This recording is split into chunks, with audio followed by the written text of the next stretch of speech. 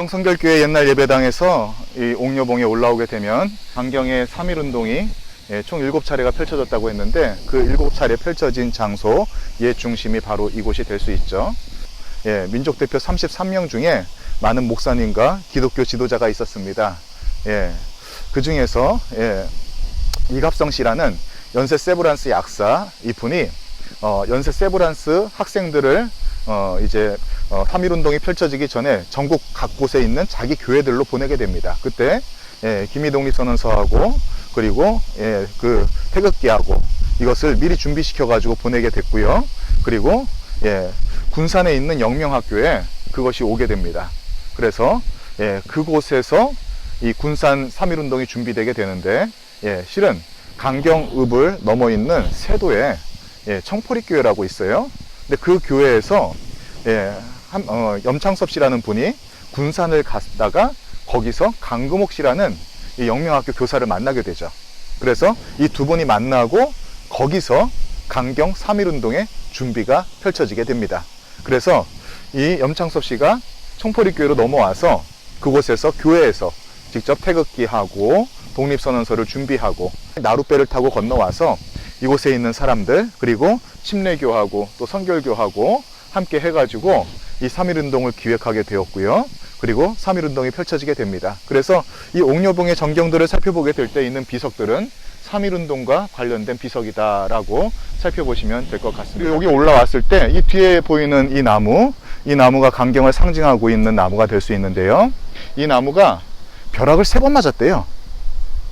그런데 왜 벼락에 맞았는지 저는 설명하지는 않겠습니다. 대신에 알아서 생각하시고 요 밑에 보이는 이 물두멍 이것이 신사에 들어가는 사람들이 손을 씻고 들어갔다라고 보시면 되겠고요. 1930년이 넘어가면서부터 일본은 자기네들의 세가 자꾸 약해지다 보니까 의도적으로 우리나라는 우민화 정책을 펼치게 되었고 그리고 우민화 정책 중에 하나의 일환으로 이 신사를 심지어는 나라에서 관리하는 그래서 강경의 신사도요 읍진공사라고 해서 읍에서 아예 그 월급 겸 관리 겸 다 해주면서 이곳에 세우게 돼요. 그러면 이 신사에서 과연 무엇을 섬겼는가? 일본의 신사를 이해할 필요가 있겠죠. 일본이 아시지만 여러 가지로 이렇게 이 군주제로 해서 나뉘어져 있었어요. 근데 그때 당시에 이것을 하나로 묶게 된 계기 중에 하나가 뭔가 구심점이 필요해가지고 그때 만들어낸 게 일본을 만들었던 창건신 그 창건신의 아들이 바로 지금의 천황의 계보가 된다는 것이죠. 그래서 천황 하니까 하나님의 아들 우리도 예수님 생각하면 대단하잖아요. 그것처럼 일본 사람들도 그걸 생각하는 거예요. 그래서 자기 나라를 하나로 묶었던 것처럼 우리나라도 그 창건신을 여기다 세운 겁니다. 그래서 무력으로 우리나라를 진압하려고 했던 것이 아주 적나라하게 드러난 것이 바로 강경 신사가 될 수 있겠고 이곳에서 있다가 그럼 지금의 왜 신사 모습은 사라졌나요? 할 텐데 생각해 보세요. 이 신사 참배를 시키는 것은 기독교인만이 아니라 우리나라 사람들을 무력으로 진압하려고 했던 가장 대표적인 것이 될 수 있겠죠. 그렇기 때문에 45년에 해방이 되고 나서 우리나라 사람들이 폭발을 한 거예요. 그래서 전국에 있는 신사들의 싸그리 다 없애버리게 됩니다. 그래서 그 부분을 좀 생각하면서 옥녀봉을 보시면 좋을 것 같고 자 우리 이 안으로 들어가서 또 하나의 이야기를 살펴보도록 할게요. 그리고 이곳에 오셔서 또 하나 보셔야 될 것이 있는데 흘러가다가 그 가운데 이제 논산으로 흘러가는 이 물들을 보게 되는데요. 이 가운데 쭉 흘러가다가 가운데점에 가면은 갈라지는 부분이 나와요. 그곳이 어디냐면은 가운데에 무슨 비석 하나가 보일 거예요. 그 비석이 바로 침례교 목사님의 비석이 되는데 이야기는 그렇습니다. 1950년 9월 28일 병총교회 순교 이틀째 날 그때 교회가 일제시대 때 다 불타서 사라져버렸어요. 그러니까 교회가 없으니까 목사님은 성도 집에서 예배를 각각 드리고 있었다고 합니다.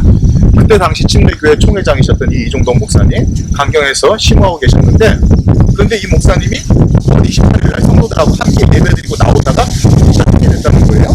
그래서 어떻게 할까 하다가 성도는 살아야 되니까 밀쳐내고 당신 스스로만 붙잡히게 되십니다.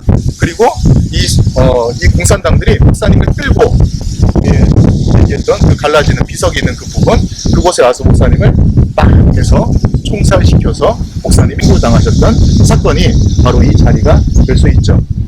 이제 옥녀봉에 오시게 되면은 또 하나 볼 수 있는 게 바로 이곳 초가집을 볼 수 있습니다. 이 장소는 어디냐면 우리가 침례교 들어보셨죠? 기독교 한국 침례회 런지라고 이렇게 보시면 되겠고요.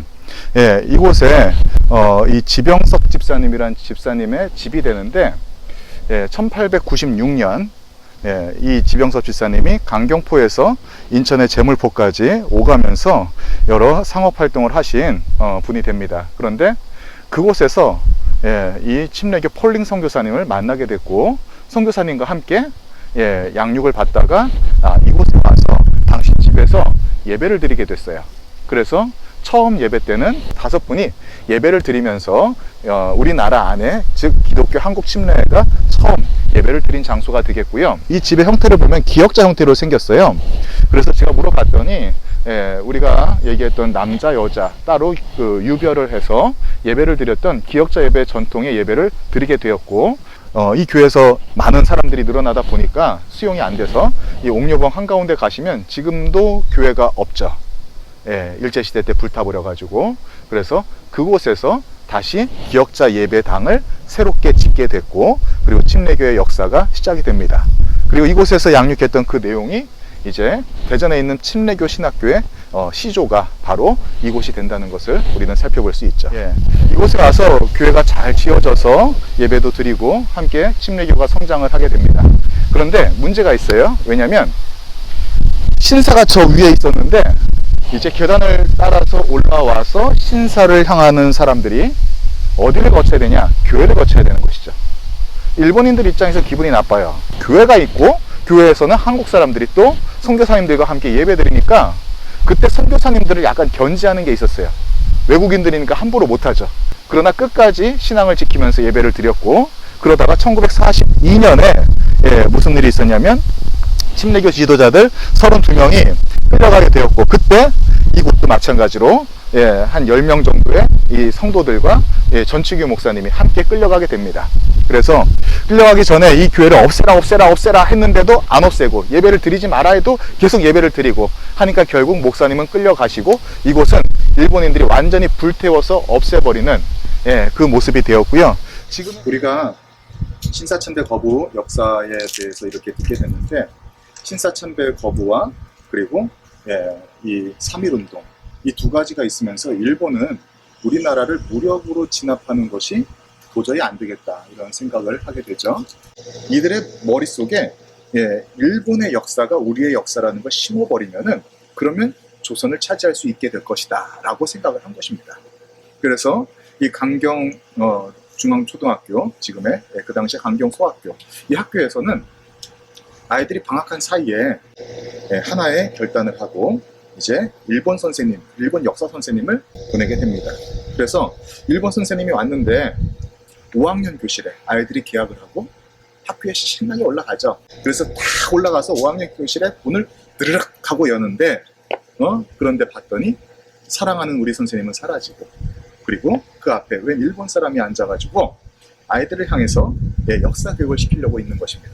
그래서 그때 5학년 교실에 있었던 윤판석 학생, 그 당시에 이 강경에는 상해소년단이라고 있었어요. 그 상해소년단의 리더이기도 합니다. 그리고 강경 성결교회 주일학교 학생이기도 하고요. 이 학생이 안 되겠다 싶은 거예요. 그래서 강단에 있었던 그 일본 선생님을 막 잡고 우리 선생님 내놓으라고 막 소리 지르기 시작을 합니다.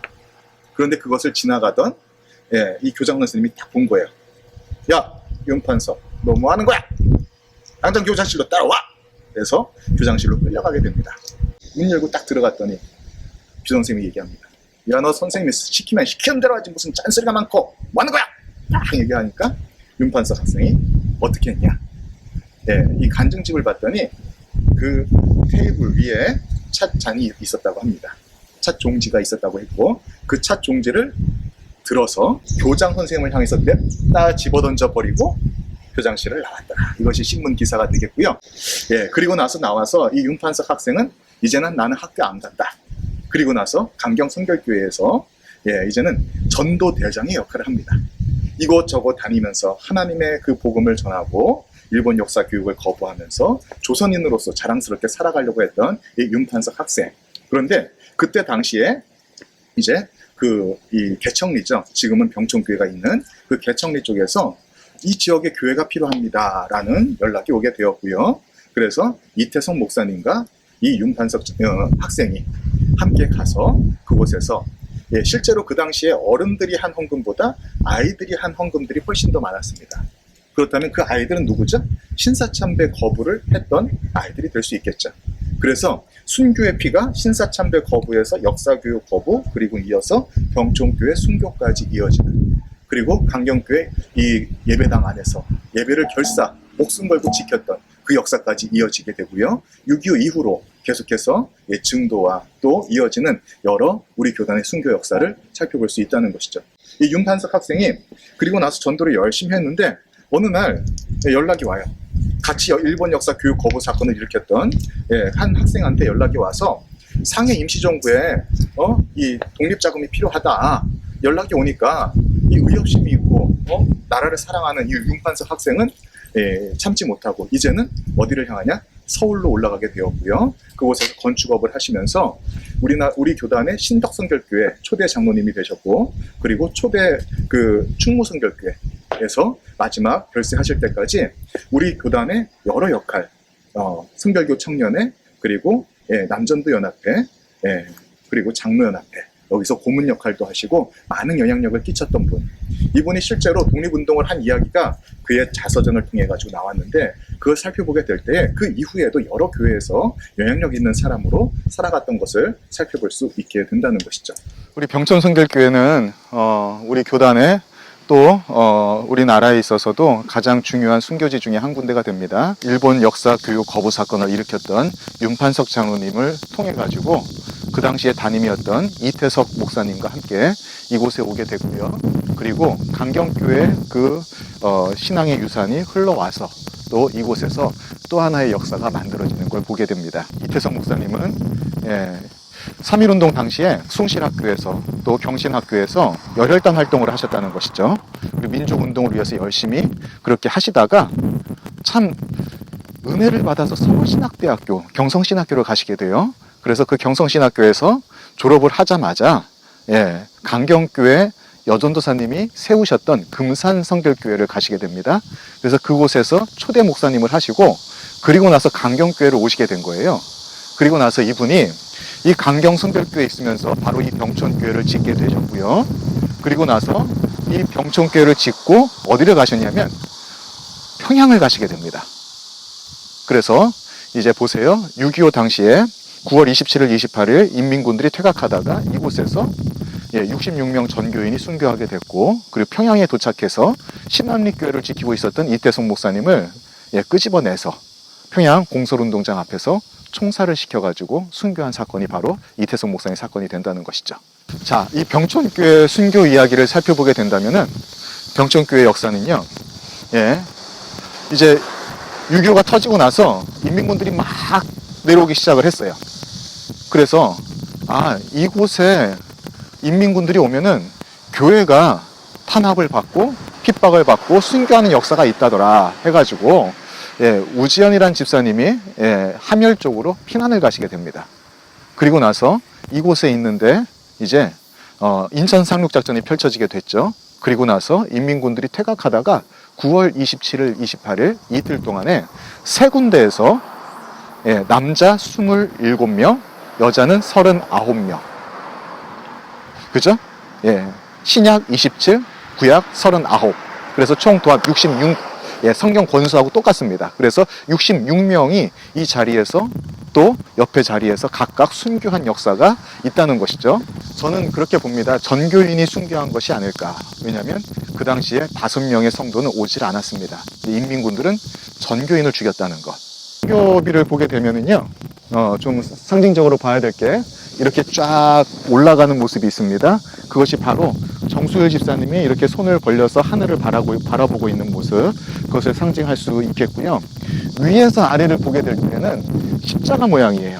그리고 이 십자가는 네 군데 방향으로 이렇게 흩어져 있죠. 그래서 그건 뭐냐면 우리 교단의 상징인 중생, 성결, 신유, 재림의 이야기가 그곳에 담겨져 있는 것을 볼 수가 있습니다.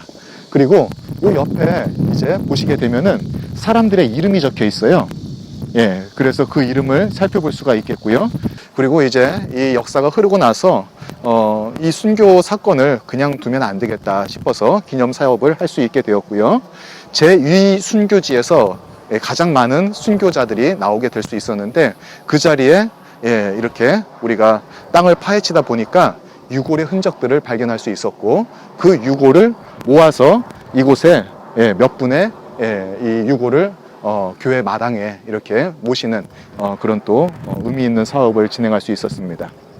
김주옥 장로님도 마찬가지로 하나님이 이 6.25 기간 동안에 이분은 순교까지 가진 않았지만 그러나 하나님이 목숨을 3번 살려주신 사건은 아주 유명한 사건이 될 수 있다는 것이죠. 이야기한 대로 이제 사람들이 붙잡혀 가지고 있고 병총교회 성도들은 이제 죽어나가고 있는 상황이고 그런데 주둔하던 인민군들이 아니라 퇴각하던 인민군들하고 부딪히게 됩니다. 그래서 이 장로님이 붙잡혀 있던 곳에 이제 예수 믿는 사람이니까 너는 이제 죽었다 하고서 잡혀 있는데 주둔하던 인민군들이 잡았는데 퇴각하던 인민군들하고 싸움이 나서 퇴각하던 인민군들이 그 자리를 차지하게 됩니다. 한 번 하나님이 살려주셨습니다. 똑같은 인민군들이다 보니까 이 사람들이 왜 붙잡혔는가 이걸 생각하게 되는 거예요. 그러다가 이제 인터뷰를 시작을 하는 거예요. 그런데 실은 그 전날 밤에 장로님이 주무시는데 그런데 꿈에 하나님께서 환상을 보여주셨다는 거예요. 그래서 들어가게 돼서 어떤 질문을 하게 될지 그리고 어떤 모습이 될지 그 이야기에 대한 것을 분명하게 알게 하셨다는 겁니다. 그래서 이 장로님이 담대한 마음이 생겼어요. 하나님이 나를 붙잡아 주실 것이라는 확신이 있었던 겁니다. 이 장로님은 단연코 그 자리에서 이야기합니다. 나는 예수 믿기 때문에 잡혔습니다. 그랬는데 그 면접을 보고 있던 이 인민군이 하는 말이 내가 이미 알고 있었다. 우리가 시험 보는 것은 거짓말을 하는지 안 하는지를 알기 위해서 했다라는 이야기였다는 것이죠. 네, 지금까지 우리 이 강경, 병촌 그리고 옥녀봉에 있었던 우리 성길교회 또 병촌교회, 침례교회 이런 순교의 이야기를 함께 살펴봤습니다. 그래서 기억하시나요? 첫 번째 순교의 영성을 얘기할 때 성전 중심의 영성, 예배 우선의 영성, 그리고 거부의 영성, 림의 영성 이렇게 4가지를 함께 살펴봤습니다. 이제 저는 그런 생각을 합니다. 우리에게 과제를 주신 것 같아요. 저희 아버지가 이 강경 중학교를 졸업하셨더라고요. 저도 잘 몰랐어요. 그런데 그때 당시 있었던 이야기를 저한테 하셨던 것이 기억납니다. 무슨 얘기냐면 학교에서 이렇게 식사를 할 때 식사 기도를 해야 되잖아요. 그런데 식사 기도를 하다 보면은 꼭 반찬이 다 사라지고 없더라는 거예요. 아이들이 짓궂어가지고 그것을 다 가져갔다는 것이죠. 그래서 어린 심령에 반찬도 없이 밥을 꾸역꾸역 먹으면서 시험이 들은 거예요. 어떻게 할까 하다가 참 감사했던 것은 하나님이 지혜를 주셨어요. 그래서 어떻게 하냐?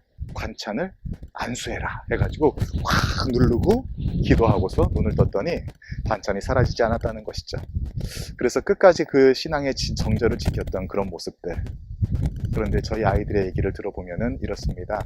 강경 이 중앙초등학교 다닐 때 아이들이 교회 다니는 애들이 참 많아요. 그런데 안타까운 것은 식사 기도를 하는 아이들이 거의가 없다는 거예요. 뭐 식사 기도 하나를 놓고서 얘기하는 것이 너무 그렇지 않냐 하겠지만 그러나 신앙의 일면을 보면은 우리가 또 다른 것을 생각해 볼 수 있지 않습니까? 그래서 그 아이들, 심지어는 저희 아이들조차도 깜빡할 때가 있다는 것을 이야기한 걸 듣고서 참 이 시대가 우리가 너무 편하다 보니까 신앙생활하는 것이 오히려 힘들어지지 않나. 우리 성도님들 어떠십니까? 이제는 우리가 그 순교의 길을 걸어가야 됩니다. 우리 선진들이 했던 그 기념적인 사건들, 그것을 가슴에 새기고 도전을 받으며 이 땅을 살지만 우리 하늘나라를 바라보면서 소망 가운데 우리 주님 다시 오실 날을 기다리면서 날마다 순교의 길 함께 승리하며 걸어가는 저와 여러분 되시기를 주님의 이름으로 축복합니다.